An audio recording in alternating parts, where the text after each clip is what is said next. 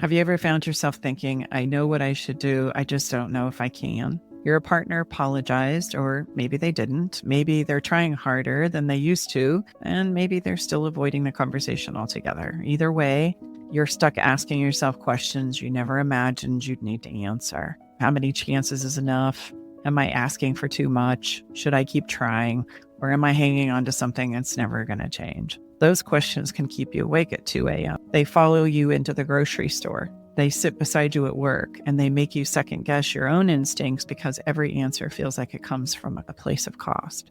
We talked about how trust is actually rebuilt, and we talked about accountability, small risks, and why trust is something we choose to give, not something someone else can force us to fill. And then your questions started pouring in, not because you didn't understand the frameworks we shared, but because you wanted to know what it looks like in real life. What if they apologize but never repaired, for example? What if they are very defensive when I bring things up? Does that mean anything? What if they have changed, but you still don't feel safe enough to risk with them back? So today, in this episode, we're sitting with those questions together. We are going to be able to look at where the real work begins. Welcome to Love Shack Live. It's the podcast for anyone standing at a crossroads in their relationship, living with the daily conflicts, personally and collectively, growing emotional distance in your relationship, or wondering whether genuine connection is still possible. I'm Stacey Bartley, and I'm here with my husband and co-host Tom and our daughter Brooke. So let's dive into this real world, real situations, real conversations about how to navigate the world of trust.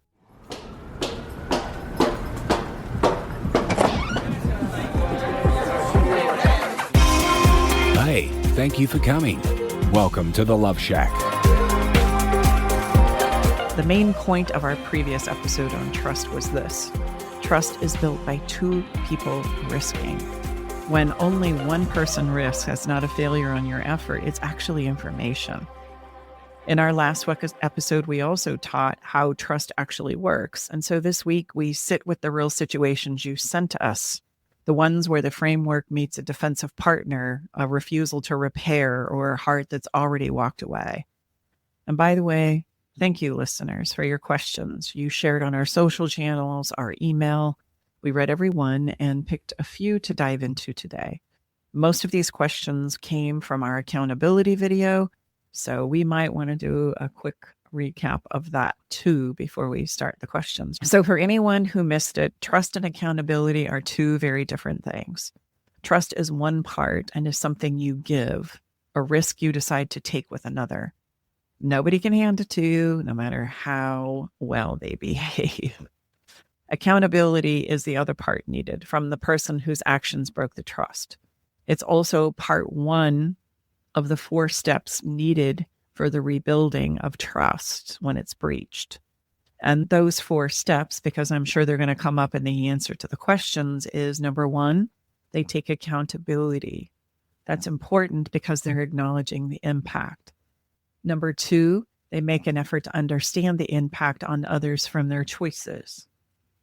Number 3, which leads to the experience of genuine remorse.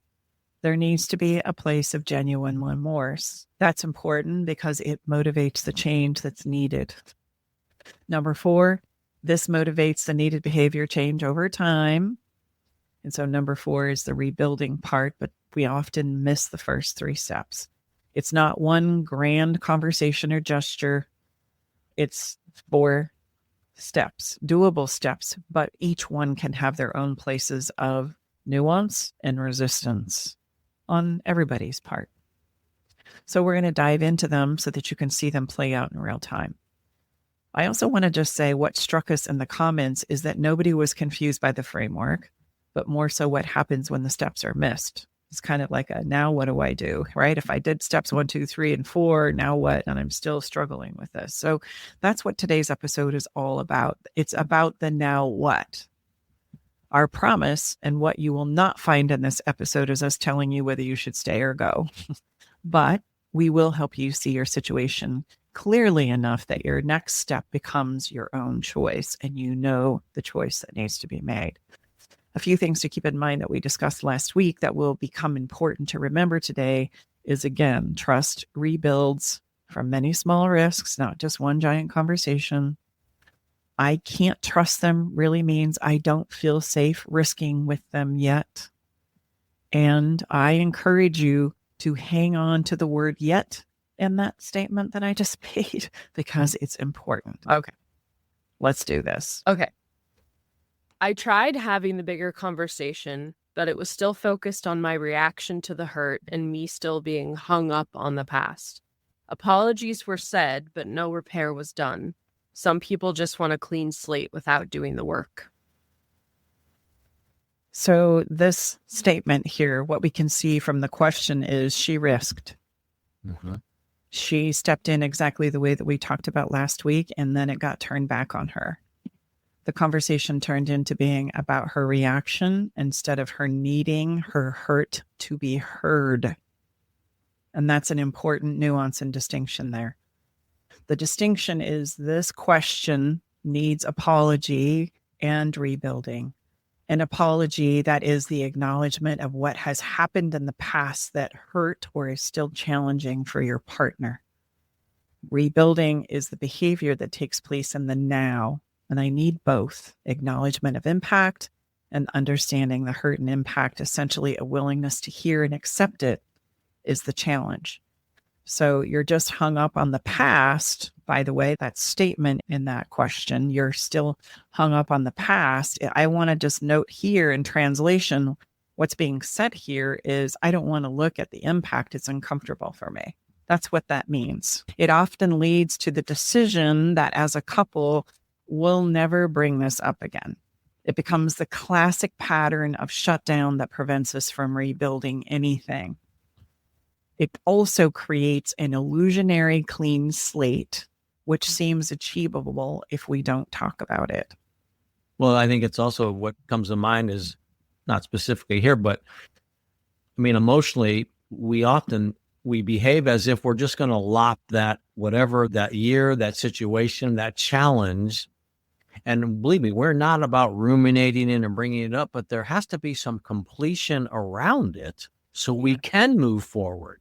But we want to complete it in an effective and an efficient manner, and to just act like it never happened. And so you're just seem to be, well, no, because we haven't had any, number one, any conversation around it. And where do we go with it? That's a very important thing to understand. None of us as humans, best I know, can just, I'm never going to think about that. I'm never going to ever reference that again. Well, that's just not how we're wired, right? Well, you're violating a lot of principles here. I selected this question for this episode because the last sentence of her comment, some people just want a clean slate without doing the work. There was like 4 people who commented underneath it who were like, oof, that last sentence. They just related to it so much because they've felt the same thing. Sure. By someone who hurt them in the past. And I think about how I'm sure all of us have wanted that before. Like, it hurts to be requested of it. Like, it hurts for someone to say, can't you just forget about this? You know, or can't you just finally fucking forgive me? Yeah. We've been a victim of it, and we've also been a perpetrator of it because we're tired of hearing another person talk about how we hurt them and we don't know what to do to get that clean slate. So it's just, I just wanted to point out the humanity of that. It's so painful, but also we do it. Well, when it comes to principles of co-creation too, I think the thing that we often don't realize as well is that both parts are significantly important for both people in the relationship moving on. Like, genuine remorse is needed, not necessarily for the person who's been betrayed, but for the person who needs to do a different direction. We don't realize that the emotional motivation to accomplish that thing that you say you want to do is going to only be successful if we genuinely feel true remorse. If I'm coming at it from a place of defensive or protection or just wanting to forget about it and avoid it altogether, I'm not going to have the emotional motivation as the person that betrayed you in order to change it. So it's just as important for the person who's done the hurt in the betrayal as it is for the person who's been betrayed, for us to move through this together in a fashion with which we are still connected. The steps are principled, and we both need the steps in order to move forward from this moment of hurt into a better place. And if they're violated, then that won't happen. It's going to impact the person who's trying to bury it just as much as the person who doesn't have the ability to feel safe enough and the willingness to risk again. Yeah, well, it's the classic, just give it time, we'll be fine. No, you won't be fine. I mean, but believe me, we all, myself included, we have to understand that Stacey reminds us often that we're wired as humans in a very unique manners that we need. If we can understand that and they are very principally oriented, then we can at least be on the same side of how we're wired. And the reason why most people are so freaking frustrated and upset, because quite frankly, they just don't understand. They've never even heard of this is how we are. And they go, oh my gosh, no wonder we're off. Yeah. I mean, this is a process, and the clean slate, good share, Brooke, like, oh my God, yes. Oh, that hits me right in the solar plexus, man. Yes. Yeah. That would be optimum, I guess. Mm-hmm. But, really you can become a better version of yourself if you choose to work and go through this process in a way that works for both you and your special someone. Mom, too, when you said that thing about defensiveness a moment ago, it really struck me because when you think about it, these situations we're speaking about are the environments where we are prone to become the most defensive we've ever been in our lives because we feel like we have to protect ourselves to the death, but I was listening to someone on TikTok talk about defensiveness the other day, and it reminded me when Jack and I first got together, I was so defensive to any critique or not even critique, just issue that he was feeling pain around. He's like, hey, the way you're doing this is making me feel like you don't care about me. I could not accept one iota of that. And so all I would do was talk about what a great person I was and what a wonderful partner I was. And he's like, I know you do, but that's not what I'm talking about right now. And so I would spend an hour derailing the conversation, talking about how great I was. And at the end of the conversation, he was like, babe, I don't know if you know this, but if you don't work on your defensiveness, it's going to have to be the end of our relationship because I don't feel heard at all. You are not hearing one word I'm saying because you are so busy protecting your reputation in a room that's just the two of us, Yeah. Well, and this is, I'm just going to go back to the two parts. So everybody needs the steps. And so it's not even a moral, ethical question. Everybody, in order to move through it, needs the steps. The person who is defensive is not going to be able to move forward. Why? Just like Brooke said, because they are not in a place where they're going to allow themselves to step in and create connection again. They're not going to be able to go through the steps of self-forgiveness. They're not going to be able to see what to do better instead of defending themselves. They're going to be mired in that whole conversation and think that somebody else is just being rude and mean. And so everything comes to a halt in co-creation. So the remorse, the ability to understand the impact, even though it may not impact me that way, I would be okay with it. We negate the fact that it impacted you this way, even if it doesn't make any sense. And we can't just run over that as though that's not something to address, because it will impact our ability to co-create. It will make your partner feel like you can't even hear them, because not only do they want to be heard, they want to be understood. So if Mom, too, if you told me something that hurt you, and I was like, well, that would never hurt me. You're just a little sensitive baby.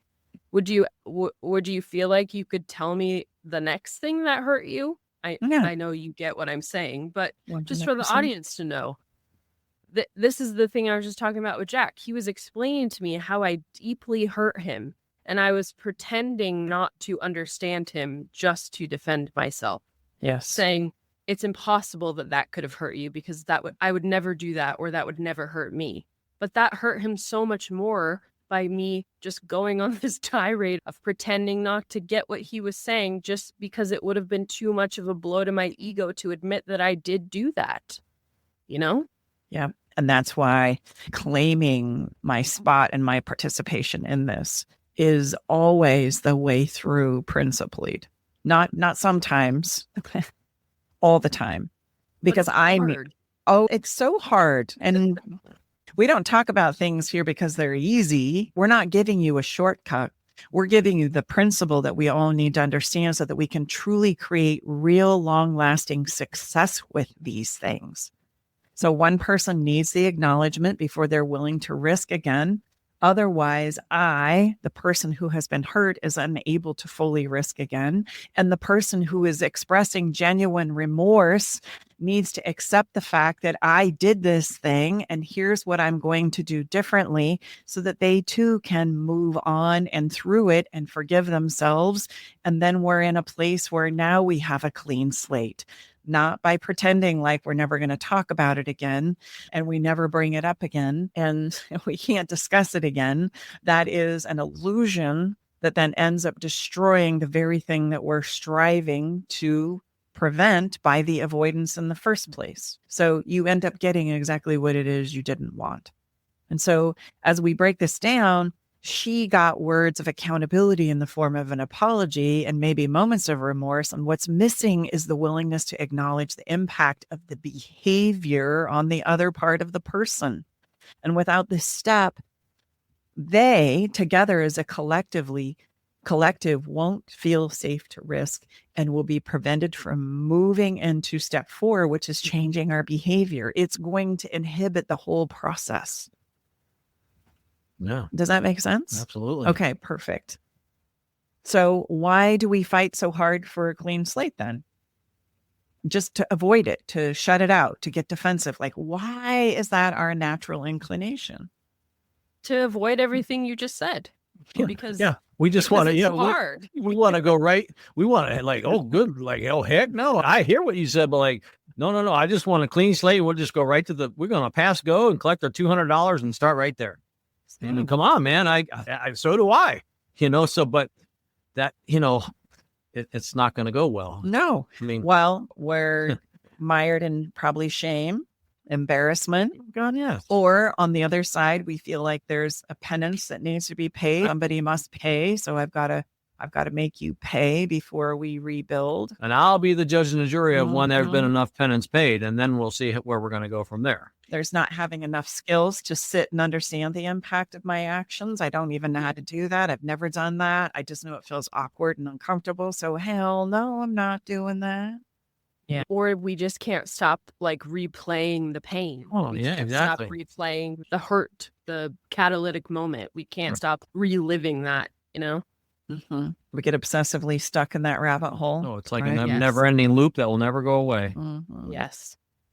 All of this to say, I'm trying to point out here with this question that an apology gets the ball moving, but all the balls get stopped if we're unwilling or don't know how to rebuild. No question. Well if they said. keep becoming stopped, the progress of rebuilding is not going to happen. And I just think that's really helpful to understand that, because then it doesn't seem like this elusive thing that I'm trying to make happen. We're literally at a halt, and here's why. What you just described there, I sense, is when we hear often people will come to us and say, we just keep seeming to having the same conversation over and over. So maybe we have the apology. And they say, yeah, but that's it. There's no more. That's the first step of 4. So there's no continuation there. That's why you're looping. And now you're getting really aggravated on both sides, whether whomever, each person's getting their own reasonable understanding why they're each getting pissed. Like, oh, this is nonsense. We're not getting anywhere. And you're not. And that's why it does feel like it's like Groundhog Day. Every time you broach this, oh yeah, remember, honey, I'm sorry. It's very predictable and understandable. Exactly. So it's usually my own emotional resistance that I'm wrestling with that will stop things from rebuilding. I say that's a huge contributor, and I think that's the point to this question. If somebody is having a really difficult time with their own resistance in doing their part to rebuild this, while the person who is sharing seems to be the person risking and just wanting to be heard, and then it's all getting flipped back around, and the stuff that is missing, which starts to showcase very obviously, we can't really go anywhere until we learn the ability to sit with and understand the impact that this has had on one part of the co-creation. And then a conversation about, okay, what is it we need now right, to do so that we can go in a different direction. Here's what I'm going to do. Here's what you're going to do. Okay, now let's do that in the form of a risk. And that's how we'll start to build trust again. Yeah. I just wanted to give some completion there. Summary. Question 2. Question number 2 is, what if you just see a person capable of hurting you so badly and are disgusted by it? We'll be right back. You know that moment when your partner says something, your whole body goes hot, and 2 seconds later you say something you wish you hadn't? That moment has a name, and it's a missing skill. Here's what nobody taught us. Love isn't the problem in our relationships. Missing skills are. The ability to pause, to know what we actually feel, to say it in a way that someone can hear us. If you want to see which skills are already working for you and which ones are quietly tripping you up, take the Better Love Skills Quiz. It's free, takes less than 10 minutes, and at the end you get your Better Love Blueprint, a personalized look at where you're strong, where you're stuck, and exactly what to do next. Go to betterlovequiz.com. That's betterlovequiz.com. Your free blueprint is waiting. Disgust is one of the most honest emotions that we have in a difficult place. There's really not a lot of denying that goes on in the emotion of disgust. And we have this emotion, and it's a strong, profound emotion, usually one that we don't question, right? It's ugh. And we are doing this for a reason. It's making you aware of what we talked about earlier. My perception of this person and our relationship has so dramatically changed that I am now disgusted by it. So essentially, it's protection. We're protecting ourselves from not being hurt by the distortion and the surprise of what we thought was. And now we come to realize this person and this experience is completely something different. So it really is, at the end of the day, a protection mechanism, kind of like fear sometimes. We don't question it. It just kind of runs the show because it's all about protection and survival. So I know that if I keep this person at arm's length, at least I'm going to be okay. So the first thing that I guess I want the person who asked this question to realize is thank it for doing its job and understand why the disgust is there in the first place. Okay. And then before we just say, well, I guess that's it, that's the end of the show, and dismiss all of the good that has actually been experienced as well, we have a difficult time even accepting that there was good in moments of disgust. That the moments that we did experience together, it all comes into question, and we feel like we are all of a sudden stuck in this all or nothing conversation where I have the disgust and this is all change and is so different than what I thought it was, that therefore I have to throw out all the good. And this sends us down a rabbit hole of then it's all for naught. It was such a waste. Nothing good is coming out of this. Like I can get pretty fatalistic in situations of disgust, which is why I'm bringing this up now. Rather than throw out everything, recognize that the good, even though we've come to this place of things seeming so different than the way you thought they were before the hurt, be mindful of also, because of the feeling of disgust, to not celebrate the good things that have happened and did happen. We don't need to throw it all out, that we can hold those as treasures that are a part of you, that are a part of your life, and the good still remains good.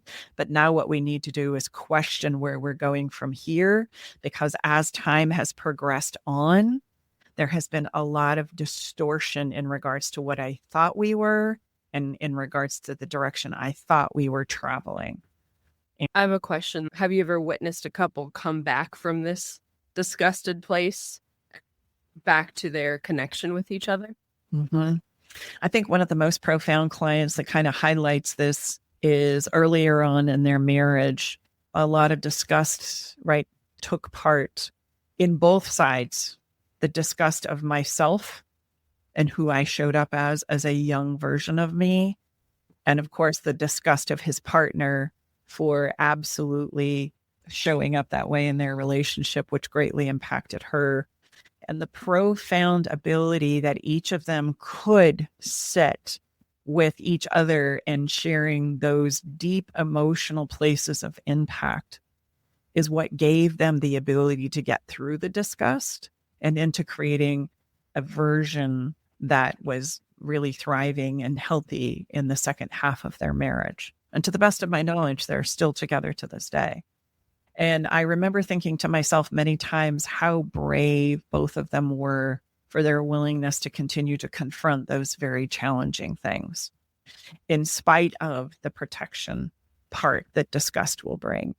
And so that would be probably the most profound demonstration I've seen of that. But I also want to tell the truth. Disgust is very often a difficult one to overcome as well, because we have a tendency to take this experience now that is very valid and very real, and it locks the other person into the worst moments of our narrative together. I have a difficult time seeing over and around it. And so then you go back to the client I just mentioned, right? Their ability to do this is such a small percentage of people who would even be willing to try and risk again, let alone work through it. So very, very common that we get lost in this really difficult narrative that we can't seem to move past. And this is where the driving metaphor, I think, really takes on a whole nother profound layer, because when I'm doing it, it makes sense to me. But when it's somebody else doing it, the impact of it takes me into places where I just don't know if I can get over it and let it go. It's that feeling of, God, I wish I didn't see that, because you instinctively know that you're never going to be able to unsee it. It changes the fabric of everything. Yeah, disgust creates a gap at max volume. It's just, it creates all of a sudden this huge canyon divide, and we may or may not be able to get over it. And there's no right or wrong answer there. I don't want anybody to hear this podcast and think, oh, we just dismiss our disgust and focus on the good and everything will be fine. No, that is not at all what I'm saying. I'm saying, please don't forget about the good. And I don't know if you're going to be able to get through disgust. It's challenging for the other 99% of us, either because I'm not willing to, or I try and I'm not able to, because we do tend to lock this person into that place. And then for everybody's sense of well-being, it's best for me to tell the truth about that and let it go for everyone's sake, not just for my own. That is just a really important distinction that I want everyone to understand and realize. What is needed is understanding of how we got here. This is not excusing what they did. You making an effort to see it can rehumanize them. This is the part of exploring what is possible, and will help you decide if there is a place where we can risk together and rebuild again. But I want to have you ask yourself this question. Can I ever see them as more than what they did and who they have become now? And I think that question really kind of helps us evaluate for ourselves. Is there a place where I could find it within me to risk again, or not?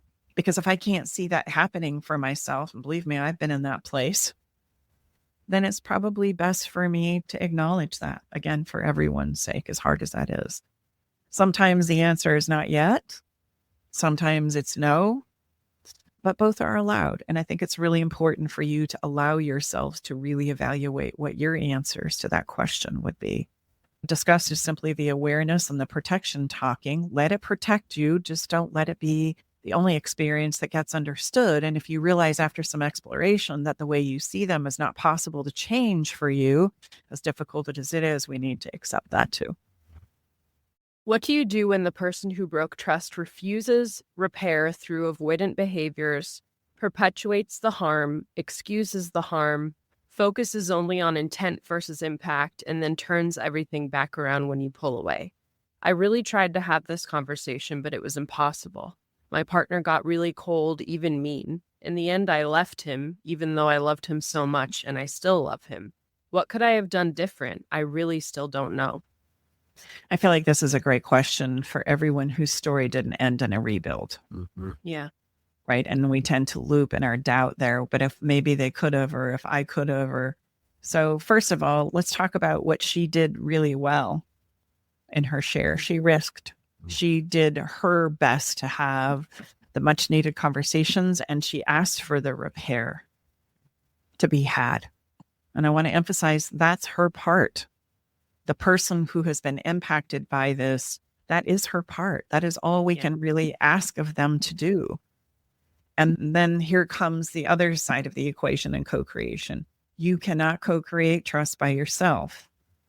We can't do all the risking for the two people in the relationship. And here's what refusal to rebuild looks like. She gave a master class on that in her share. Yeah. Avoidance, excusing, using intent to avoid, impact, reversing blame, going cold. Each and every single one of those is an answer being lived out in real time. Mm-hmm. Looking back on our 4 steps, he's 0 for 4 here. Well, that's Big goose egg for 4 steps. right. But I think this is important to emphasize. It's not like he came to the table and failed at the 4. It's that he wouldn't even respond to her attempts to get the 4. And I think it's important that people realize that that is the answer. Like, even it's their lack of participation is the answer. And I think sometimes we take that answer as being there's hope for the future because they haven't said no. But sometimes you have to admit that their refusal is the no. Like, that can be hard to know when to take it as a no versus when to hold on and keep hoping for them to come to the table. That's really well said, Brooke. It reminds me often, I'll be on a call and I'll share with them, if your partner or special someone, spouse is not ready to step in, no problem. That's usually what's happening. That's why they call. So yeah, we'll start working with you, and you're going to get your answer. And so they'll say, well, Tom, what if my special someone never comes back or never comes to the table? I said, well, remember, you're going to get your answer. It may not be the answer that you're hoping for. And then it will be up to you to do with the information and the intel that you have. But you're going to get your answer, like Brooke said, by their actions. That's our answer. And I want to emphasize that actions don't lie, words do. Yeah, well said. That's right. That should be a poster. But I do feel like what I could have done different, that part of her question deserves a real answer. And the real answer is nothing that would have changed his choices. And isn't it interesting how sometimes we make ourselves responsible for changing somebody else's choices? Yeah. So before concluding it's over, there's one conversation that's probably worth having. I'm having a hard time risking unless we can focus on these 4 steps. Would you be willing to step into them with me? If by chance you are listening to this question and wondering how to navigate this, like the person that's been hurt needs to say, I'm having a hard time risking with you again because of this situation. And unless we can focus on rebuilding with using these 4 steps, I'm going to have to really take a hard look at our relationship. Would you be willing to step into them and work them with me? Yeah. I just want to emphasize this. Sometimes the person isn't refusing. They're drowning in their own shame and don't know what's really required, or they don't know how to do it. So they get defensive and shut down, as Brooke had described in a previous question. And for the person who asked the question, if you would have known to have that conversation, it may have created some much needed completion on your part. But knowing she did everything she could is going to be the confirmation there. But here's what we know based on what you've shared in regards to the response. It probably wouldn't have changed anything. The chances of that would be very slim. So for the listener who hasn't stepped into that place yet, it would be a really important conversation that there's no negotiation around it. It's like, look, these are now principled things that need to happen for all of us, both of us, to work through this in a better way. And so we either need to muster up the courage and the ability to risk here, or what's going to happen is our relationship is going to fall apart. And I'm not saying that to be a doomsday person. I'm saying that because that's principally how it works. No different than if I take a piece of fruit out of the fridge and I cut it and leave it on the counter, what's going to happen, regardless of whether I like that or not? It's going to rot. It's going to rot. And I say that with great love and respect. Truly, I'm not trying to be flippant here. No. So you can leave a person and still love them. Love was probably never missing as far as an ingredient goes, but the safety to risk was. The self-trust part for you now that you have ended the relationship, that is the next chapter, because it's not about trusting a future partner yet. It's about rebuilding the trust in your own judgment, which is what really kind of took the hit. And I highlight that here in my answer because there was a comment made, I was made to feel crazy. And so we know that self-trust has taken a huge hit here, to believe my own thoughts and my own experiences and to take action on my own sense of knowing, instead of wasting my energy and trying to convince somebody else to make different choices. They're making their choices. That's their answer. They're speaking to you. They're telling you that they are refusing to do the very things that in your wise wisdom self, need to be done. And oftentimes you're begging them to do it, like you're on your knees, maybe not physically, but you are begging them to do it. You're begging them. And no matter what is stopping them from it, like, do you really want to continue a connection with someone who can't come to the table when you're begging them to? Like, sure, it's hard for them, but also coming to the table is a gift. And if they're not willing to give that to you, that's something that's evidence for you to make your next decision. Yeah. Their unwillingness to risk is also an answer. And I also want to point out, this doesn't mean you failed at the relationship because they're making choices to not step in again. You finally believed what someone was telling you, and that's why you ended the relationship. And I hope that you'll give that affirmation and acknowledgement to yourself. You finally believed what someone was telling you, that this relationship that probably had love and many wonderful things in it just could no longer go forward because of the refusal to repair in these 4 steps. And you were wise to let it go, because you weren't going to be able to rebuild what you truly desired if you just were to step over and negate all of that in that elusive, clean slate behavior that we have a tendency to do. So because of everything that we've said today, we're talking about real situations and how to find the next small risk inside of our real lives as we're talking about trust. I want you to know this is exactly the type of work that we do with couples. And so if right now you're wanting to take some steps with this, then I'm going to encourage you to book a session with me. If you know you want to explore and try that on, it needs to be a good fit for both of us. So that's why I would suggest book a session and let's get more up close and personal with where you're at and what you're needing to accomplish. If you're not quite ready for that, you can always book a clarity call with Tom, and he can learn more about your situation and then suggest what your next best steps were. And if you're not ready for any of that, then I would say at the very least, take our quiz. And that's going to help you understand where we're maybe lacking the skills, the principles, and the understanding to navigate some of these things. But the thing that I really want to encourage you to not do is don't sit on these things and wait, because the relationship, just like that piece of fruit on the kitchen counter, it has impact. How we handle this has impact. We're not just waiting in a holding pattern if we're not talking about it, because the connection, the very precious, intimate parts and spaces of our relationship where we once felt connected, that intangible, is atrophying at an alarming rate when we sit and we wait.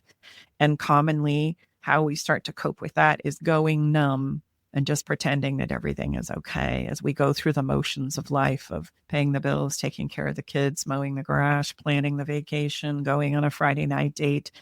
The emotional substance is atrophying as we wait. And I'll just add, we're unique in the sense that oftentimes this involves another someone, your spouse, your special someone, but very rarely do both people realize or they raise their hand at the same time, metaphorically. So my point here is, if you're saying like, I need to talk, I need to get some perspective, but my other special someone is not, then you step up and Stacy will work with you. Even if you're coupled, one person absolutely has the capacity to change the trajectory of what's going on, whatever you decide to do. So It's not required. Some professionals, and we understand, require both people to step up. We don't. So you step up individually, you schedule a session with Stacy and start the process, because what we know from doing this for almost 15 years now is most people, they wait too long. Mm-hmm.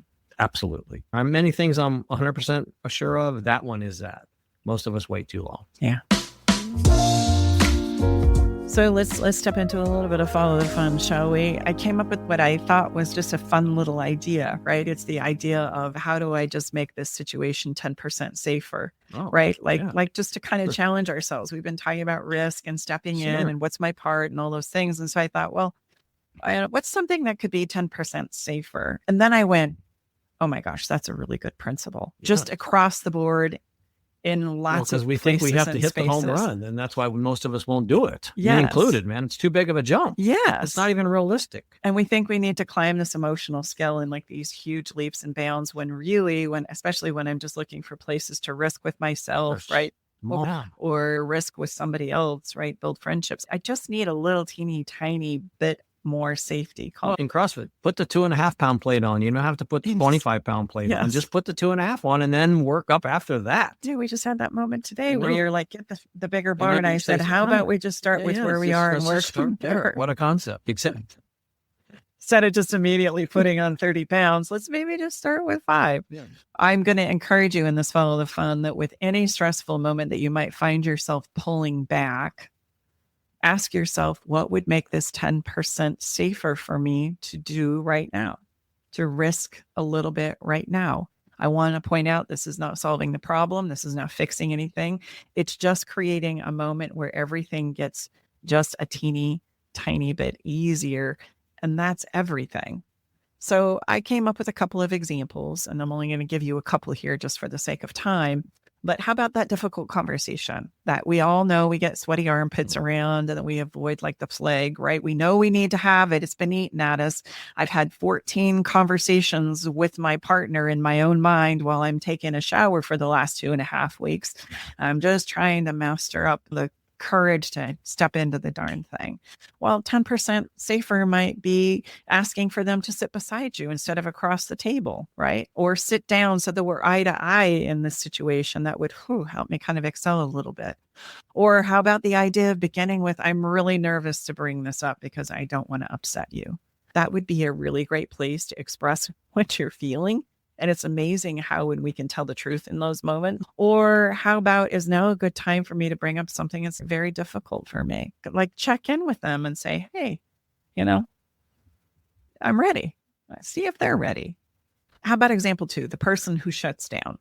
When you feel yourself disappearing, you personally, how about ask for 10 minutes instead of stomping out of the room or leaving or slamming cupboards and doors? How about just, hey, you know what? I need to take a few minutes. I'll come back in 10. Or acknowledge your experience by saying, I'm getting overwhelmed. Like I'm shutting down. I'm not listening right now. Can we just take a small break? And then I want to hear what you have to say. I'm just overwhelmed right now. I can't take anything more in. Those would be good things to just give yourself a little bit of safety so that I can sustain the practice of what it is we're trying to accomplish here. So let me know how it goes. I would really like to hear from you because I really do think this is just an overall good general principle, honoring the fact that our nervous systems rarely change through giant leaps. Number one, they change through small moments of success. And can I be honest? We probably all need some successes right now, either personally or collectively. So every time you make something just 10% easier, you're teaching your body a new experience, and those small experiences add up and turn into confidence. Confidence gives you the ability to risk, and the ability to risk allows you to rebuild trust. And trust becomes the foundation for life and relationships. That's where everything you've hoped for gets created. So our song today is Andy Kramer, Keep Your Head Up. I thought after the conversation that we had today, maybe we could use a little pep talk uplift where he sings only rainbows after rain. The sun will always come again. It's a circle, it's circling, but you got to keep your head up. Oh, you need to let your hair down. I know it's hard. Yeah, it's hard. Am I going to be the only one that's singing here? But remember, sometimes you gotta keep your head up. Oh, okay, enough. You can listen to this song along with every song we've ever curated for our podcast episodes of Love Shack Live by searching a Love Shack Live playlist on Spotify. I can't believe you guys didn't chime in with me. Well, I was really trying. We didn't want to step into that excellence. Oh, my goodness. The dogs were barking. Oh, And I wasn't sure how to make it 10% easier for me at that particular moment. How about that? That's it. Yeah, that was on cue. Well said. Yeah, You're right. Hey, thank you so much for being here with us in the Love Shack today. And if this conversation has moved you, helped you feel a little more seen, or giving you something to think about, please consider sharing it with somebody that you care about. We all need each other. We all need a little help from our friends sometimes. And if by chance this has helped you personally, please also consider leaving us a review. We would love that, appreciate that. That's how our podcast grows. But at the end of the day, remember this. Love isn't enough, but skills are. Learn them, practice them, and live them today. Bye-bye for now. All right, it's time to leave the Love Shack. But before we part ways, we want you to know our door is always open, and we'll leave the porch light on, ready to welcome you back whenever you need a dose of relationship wisdom. For more resources and tools, visit us at loveshacklive.com to dive deeper into the topics we've explored and find additional support for your relationship journey. Stay connected by subscribing to our podcast. Thank you for being part of our Love Shack Live community.